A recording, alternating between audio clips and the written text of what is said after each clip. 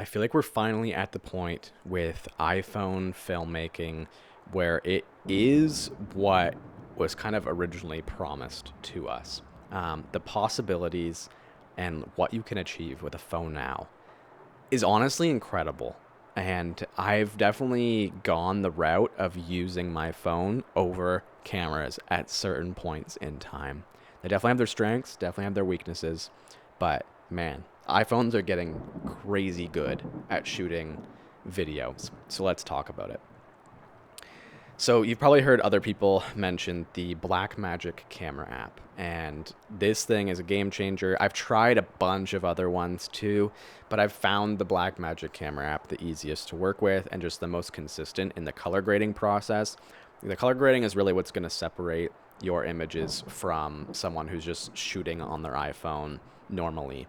The default kind of baked in color profile that the iPhones use, it isn't it, Chief. It's just not good. Um, the odd time you can pull off a cool shot and get away with it, but it's just not consistent enough, and we need our images to be consistent. That's what's really going to separate you from the rest of the chumps. All right. So yeah, download the Blackmagic camera app and use the color profile Apple ProRes 422 or Apple ProRes Lite. Lite will save you a ton of storage in the long term. So if you don't have a ton of storage on your phone, I would recommend that. And just for most people, especially when you're practicing, I would just recommend that. Yes, the 422 is going to be higher quality, but it's so minuscule. I've even shot some like client work in a pinch sometimes on on Lite LT ProRes, and it works in a pinch. All right, you probably won't even notice the difference. So yeah, you can try that. But yeah, basically again, that log profile, the flat color profile is what's going to give us so much flexibility in post to basically like it treats it like a coloring book, and we can color it exactly how we want to. And I'm just going to set that apart. If you guys want to see my color grading process specifically for phones or for my actual cameras or whatever it may be, let me know down in the comments below, and I would be happy to show that. Maybe I can build out a little preset or something too, and yeah, let you guys in on all my secrets.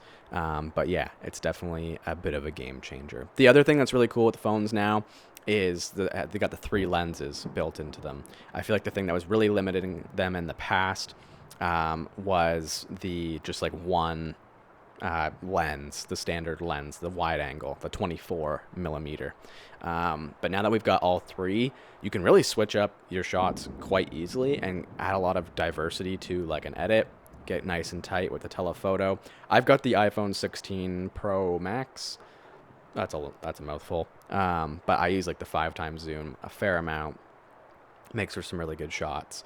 And even the 2 times zoom, really cinematic, really nice. It's kind of like a 50 millimeter that you would shoot like on a regular camera, and then 24 for all your wides.